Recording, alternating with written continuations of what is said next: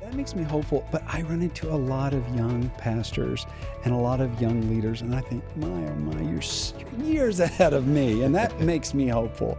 I'm very thankful. I think this generation, I am hopeful.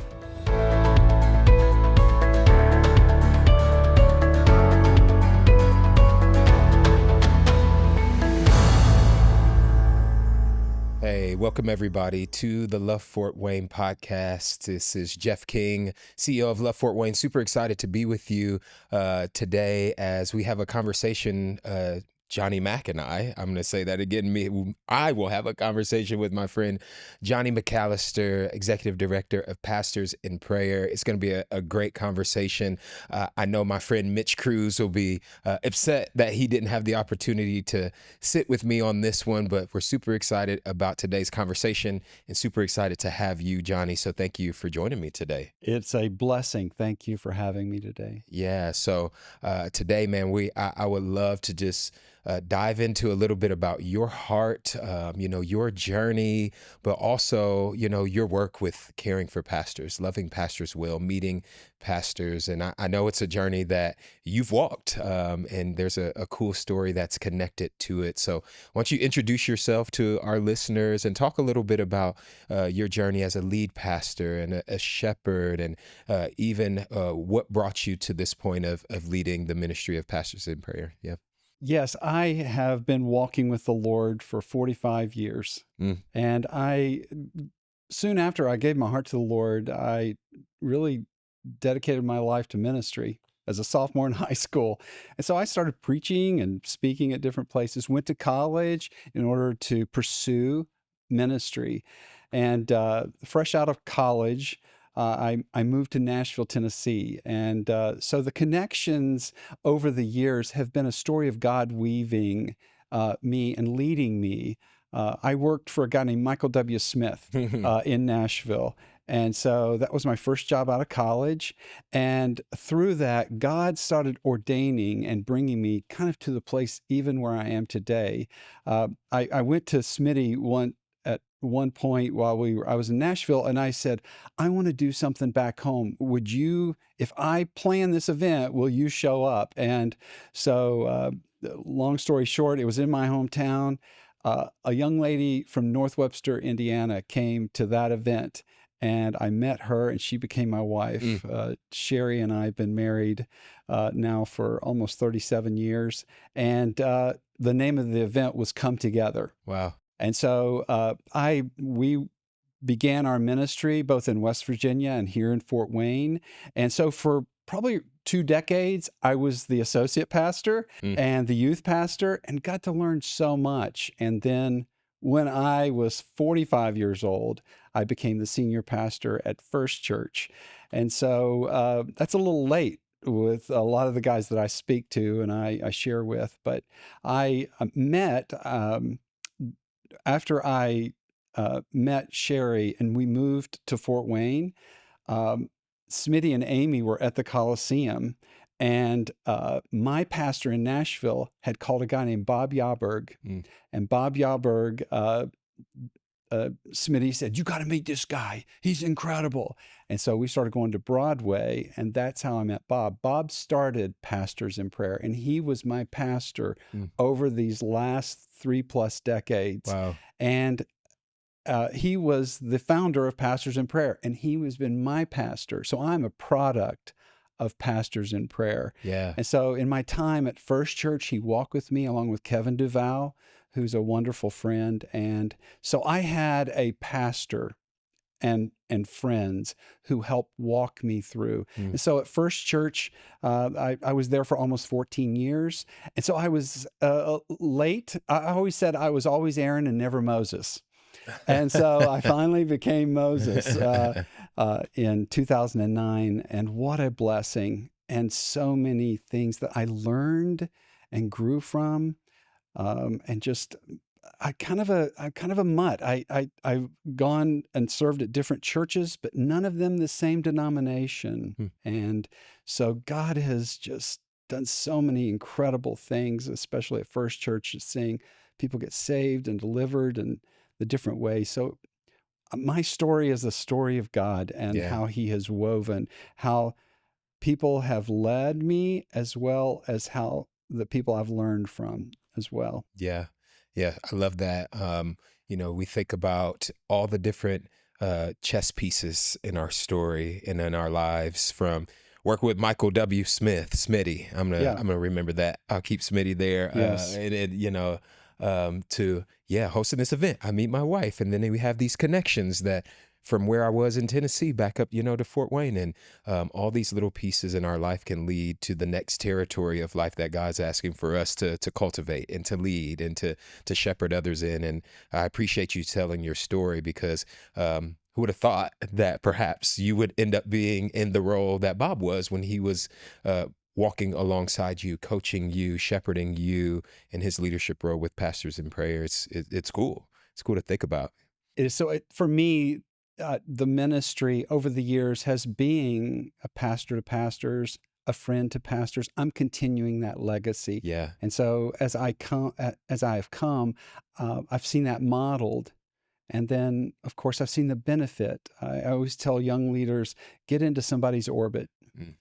and I think there's such a benefit to that. And so I'm just so thankful for who he and Kevin both have been, and then others too. Yeah. So many other pastors have poured into me. I'm so thankful for that. So good. So you hit on it a little bit. You talked about how really at the heart of Pastors in Prayer is a pastor to pastor, a friend to pastors. But there's this beautiful mix of coaching, of listening, of providing counsel and support, this personal connection. Talk a little bit more about what that looks like when you guys are able to connect with the pastor, and then perhaps add on to that, how are some of the needs of pastors aligning with the mission of Pastors in Prayer, especially in this cultural climate, as we think about the needs of pastors as leaders in our communities? Yes, I think for me, I think about two different things when I'm talking to pastors, or if I meet pastors in ministry. I think I said earlier, I want to continue the legacy of being a friend to pastors, but it is more than that. Mm-hmm. There are some folks that I'm talking to that they've asked me to mentor them, and that's the relationship. There are some folks that are older than I am, and they're asking me to just walk with them. Mm-hmm. And so I think the big thing for me is being empathetic. Yeah. And I always knew that as I grew in ministry, I wanted to leverage the years of experience and the folks that have poured into me, whether it was at GLS or Yeah. whether it was at another conference or whether it was folks that I knew personally. I wanted to leverage my years of learning and experience to help other leaders.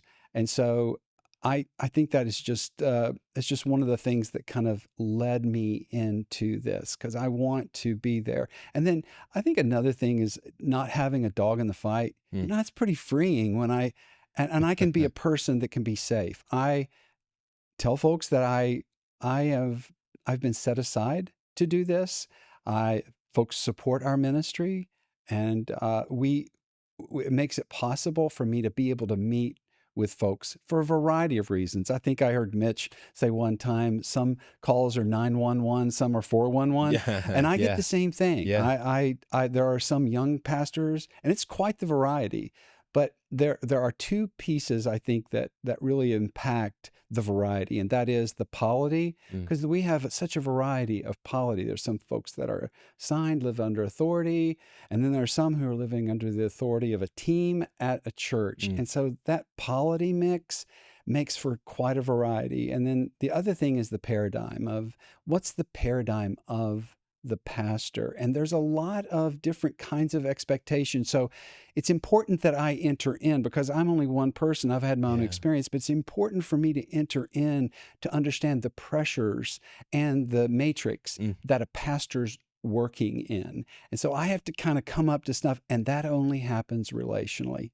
And it also is important that I am reminded that this is the Lord, and He is the one who's calling us to spiritual leadership.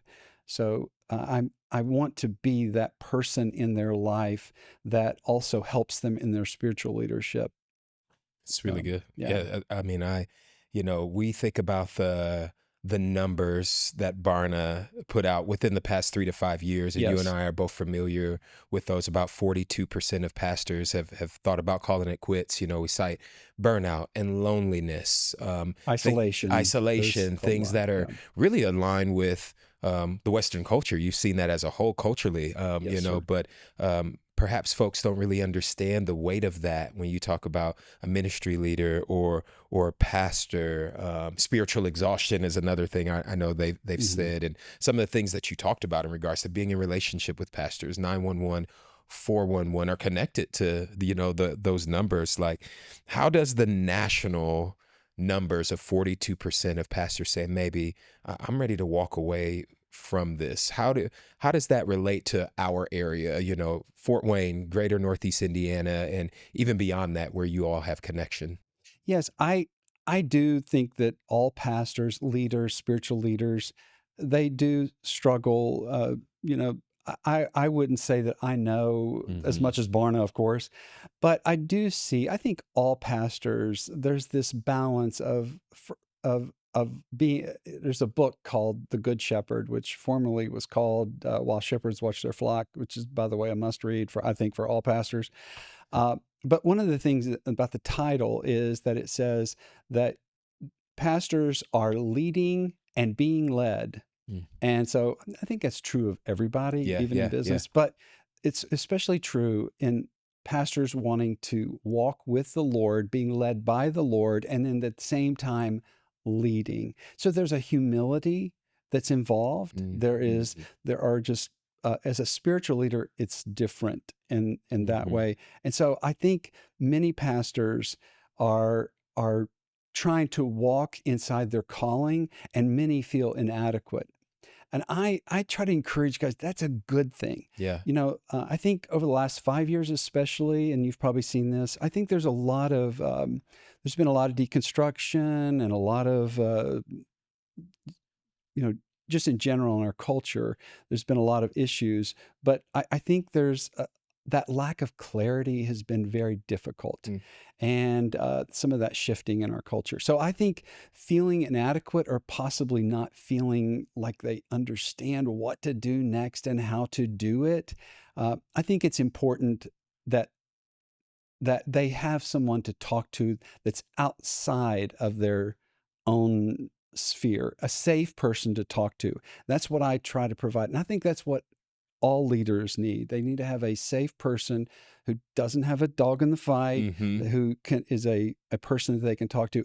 And I think also I'm trying to the irreplaceable part for me is to also be a shepherd, to be empathetic, to understand. So I think that's very important, that even for congregations to be very supportive and listen, and also come up under, encourage and affirm, and really try to um, uh, create that sense of connection, because I do see a lot of folks that struggle with, I'm not going to, I don't want to, I want to keep my confidences with the folks that I meet Yeah, with. yeah. I do hear folks that are just saying, I don't know if I can keep doing this. I don't know, Hmm. and I I try to encourage them where they are and try to guide them. I've got 3 or 4 guys right now I'm walking through transition with, and Mm. I try to encourage them to not be isolated. So it's important that they have those relationships. But I do see that sense of like, I don't know, and feeling inadequate, and they're wrestling with what's going on, in church world, and it's a very complicated issue. So that's why it's important to relationally know stories and meet with folks and be empathetic with Yeah, them. yeah. The true word that you've experienced in regards to the guys and gals not feeling, adequate, adequate enough, and the lack of adequacy that they might feel in their role leading in ministry. As you said, there's a lot of us, a lot of leaders that feel that way. I can relate to serving in local church in the past. You are often, and I would assume that a lot of pastors you speak to feel this way. They are the 911 and the 411 for their staff. If they're a smaller congregation, maybe for their lay staff, but then their congregation and people in the body, they have so much, and then maybe they're overseeing finances and board, and man, and as you said, none of us are adequate enough to do it Yes. all on our own, right? We need the Lord, we need the power of the Holy Spirit, but when you take on so much and you feel like, man, I've got to have it all together. Those that are listening and can't see, I've got the air quotes going. Yes. I've got to have it all together. So I feel inadequate, and that can lead me to maybe pulling back. So now I'm isolated. I'm carrying so much. Now I feel spiritually inept. Yeah. Right. I think it doesn't lend itself to transparency. Yeah. I mean, in leadership. Mm-hmm. So that if you do share, you're going through a season, or maybe something's happened outside, that's happening externally. Yeah. And if you show vulnerability, there are times when folks are like, "Oh, I don't know if he's the guy that needs to lead us anymore or not." Yeah. And I think that's a real challenge. I think one of the things that I see emerging, and this gets to your question as well, and that is, I think it's so funny. I don't want to. My daughter, who's works with the YMCA, she's wonderful, and she has this Saturday kind of sweatshirts she wears to our house every once in a while. It's a self-care club, and she's just kind of joking about it. But I kind of flip that, and I think this is something I'm seeing, and that is a real focus on soul care. It's not just self-care, because I think there is a balance of spiritual. How are you doing spiritually? How are you doing emotionally? How are you doing relationally at home? How are you doing physically? And how are you doing professionally? Are you growing and stretching? And that emotional side, I think it's really important. I'm seeing soul care becoming more and more important. One of my favorite books of the last 5 years is a book called Resilient by John Eldredge. And I feel like that kind of speaks to this time. Yeah. In the sense of and I think that whole thing of being led is really pressing in and walking with the Lord, keeping first things first. And I think that's what I see, whether we're talking about inadequacies or the pressures of the position, is stepping back and making sure you're walking with the Lord, and you want to make sure that you're ministering out of a full cup. Yeah, that's right. That's right. Yeah. Yeah. Thanks for being just candid with the reality of it's. Yeah.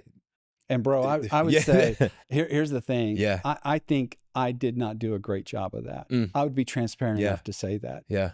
I think over time, when you have different seasons or different, even wonderful things happening in ministry, you're baptizing, dozen people, and you're so thankful.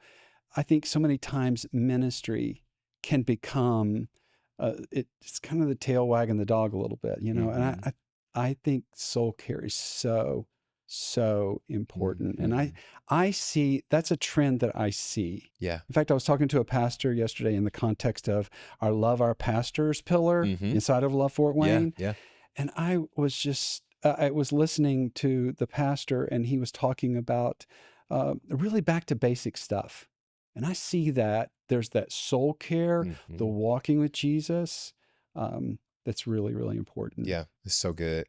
So good. So as we talk about soul care and even just health of a pastor, we say it within the Love Our Pastors wing, pillar of Love Fort Wayne, and you serve on the Love Our Pastors impact team that's loving on pastors, caring for pastors, equipping pastors in the areas that they say they need love, care, and equipping. And but we say this statement, and I love it. And a lot of folks do. It's we have.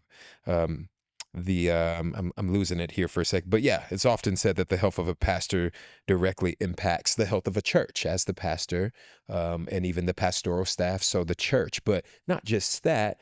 It's also the community, because when our churches are thriving and our pastors are thriving, then the community thrives, because the folks that attend those churches and serve within those churches, they go out into the community and live and work and play.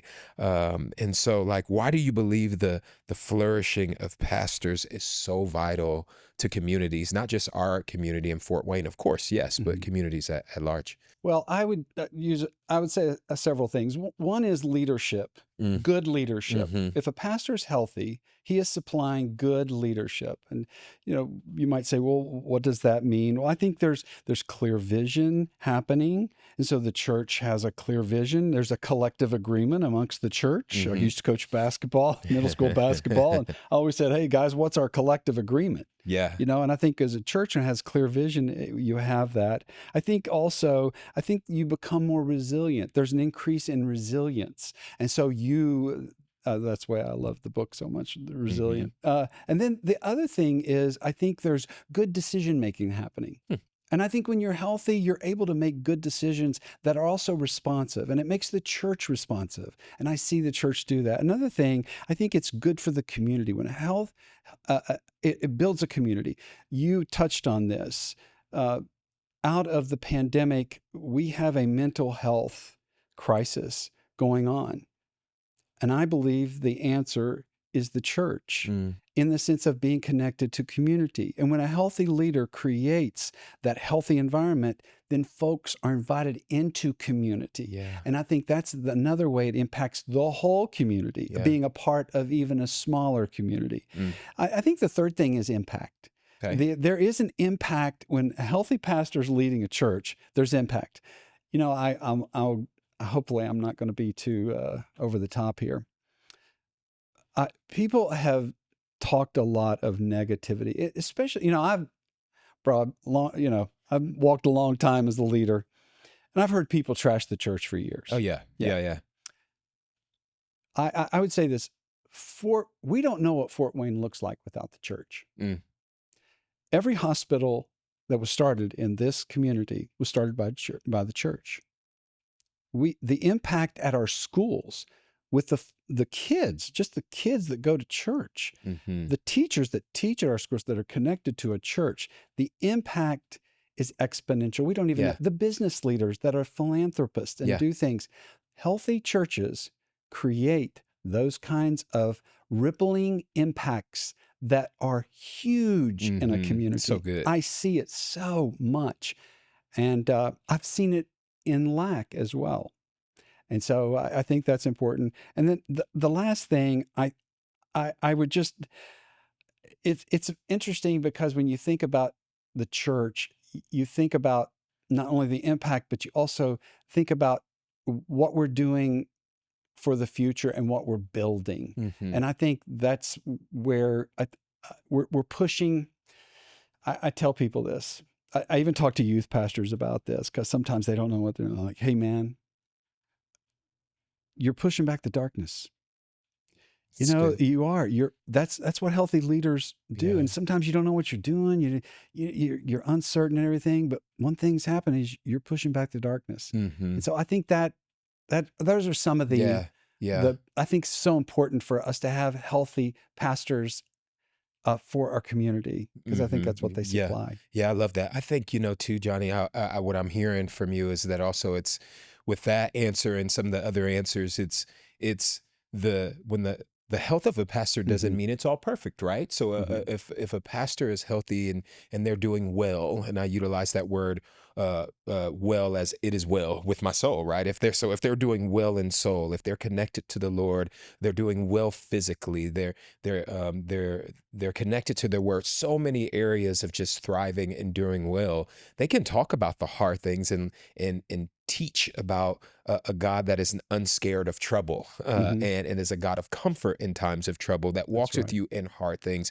But then they can also embolden a church or a body to go and live on life on mission. And what does living life on mission look like? Well, it looks like I'm a school teacher, to your example, that just shines my light in a way of the fruit of the Spirit with love and joy and peace and kindness and patience when it's hard with students, and so many different examples. And I love that the element of the impact that it makes when someone just simply loves their neighbor well because of what they've seen modeled within the local church, and not just maybe from their pastor, but from within the local church, and how he or she, in our context with a lot of lead pastors that are women in our church, are making a difference in Fort Wayne. I mean, I love that. And we talked that leads me to ask a little bit about hope, because there are challenges, and Hmm. you're able to meet, and the team's able to meet with pastors that you're walking with them in 911 and 411 type of situations. But man, there's got to be a lot of celebrations and breakthroughs and things that guys are really hopeful in right now. Can you share some of those stories?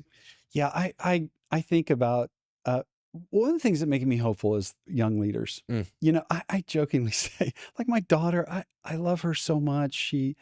She goes to City Church, and I think she's making a difference in our community in so many ways. And that makes me hopeful. But I run into a lot of young pastors and a lot of young leaders, and I think, my, oh my, you're years ahead of me. And that makes me hopeful. I'm very thankful. I think this generation, I am hopeful, and it is encouraging for me to see. Some of the times that I have been very thankful to be there for guys. There's a gentleman who was released from ministry.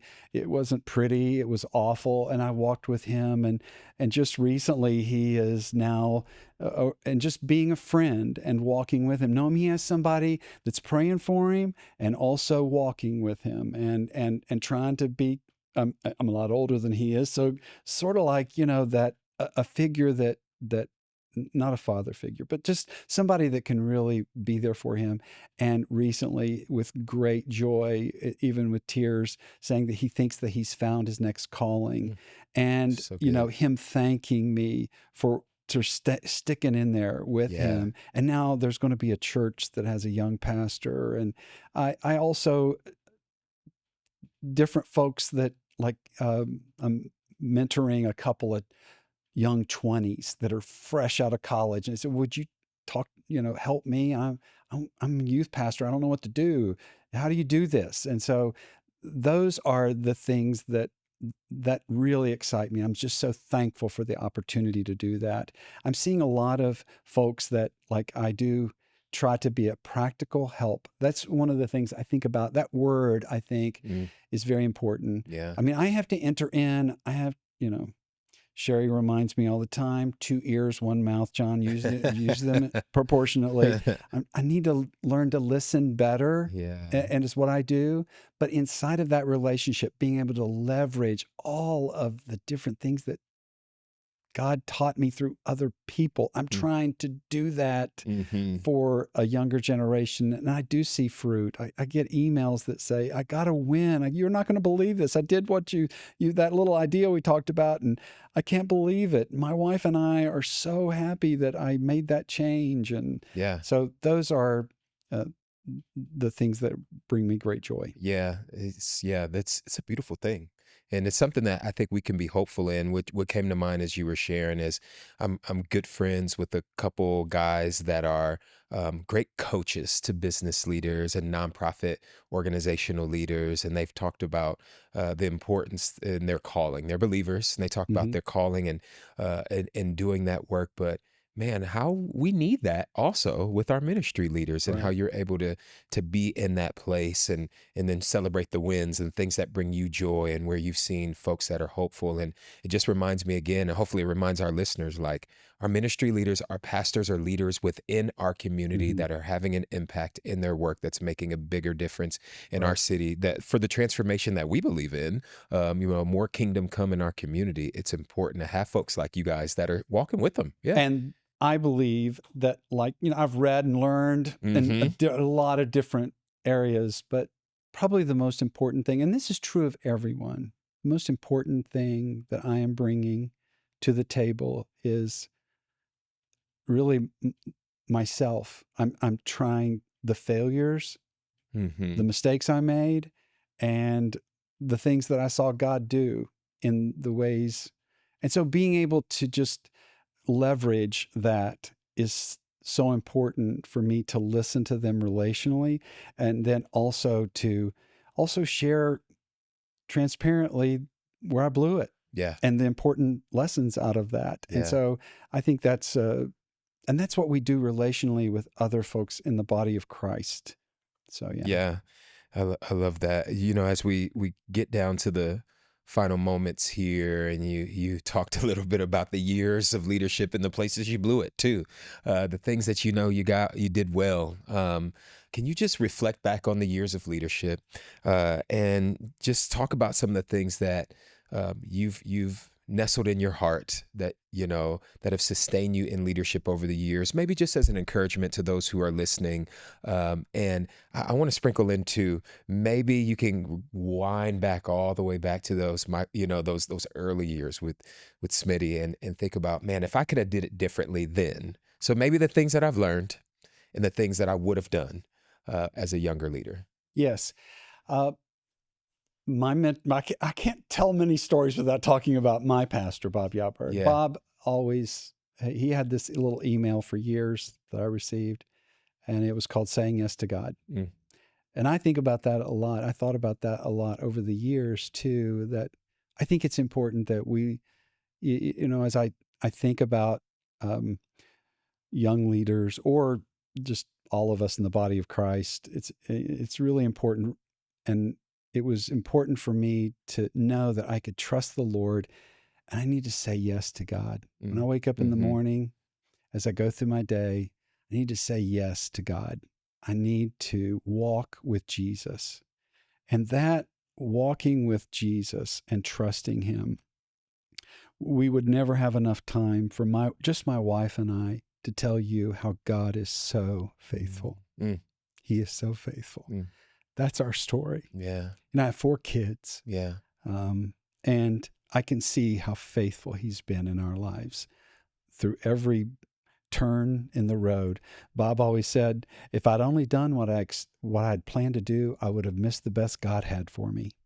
And I think saying yes to God in that moment, walking with Jesus so you hear him, is just so important. I think again, that might be a place of vulnerability for me to transfer. I don't know if I always, I was kind of wrapped up in a lot of youth work and ministry, but I can say that he's been faithful in that. I think that's so important. I think another thing I'm going to say may seem self-serving, and it's not meant this way, but I think it's so important to get in other people's orbit. Yeah. Get in other people's orbit. I think walking with not only Bob and Kevin, but I had other pastor friends. I won't mention their names, but there have been so many people around me that I think that's been so important. And as a young person, the thing I'm reflecting on is that isolation doesn't really work. I think it's important to have those people. That's another thing. I think that's something I might have done right.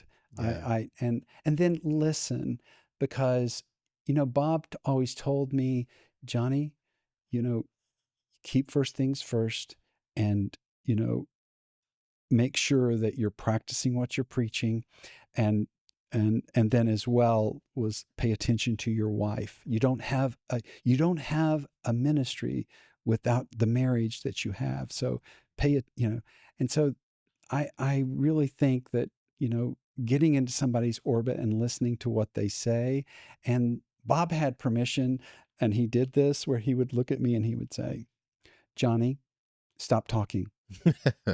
Johnny, you're not listening. And I'd be like, okay, nobody else was talking to me that way. And that's so important. So I getting in somebody's orbit, I think, is also really important over the years. It's something I've learned as well. Yeah. Yeah, it's really good. I think we're made for community. We're made to be within orbits and have other people in our orbits. And I love that leadership gem to leave us with. And my encouragement to the folks that have been listening to us, Johnny, is that they would just take some of the things that you shared and look at their personal lives, look at your personal life, listener, and say, okay, where can I implement this leadership nugget, this thing into my personal rhythms, pray on it, process it.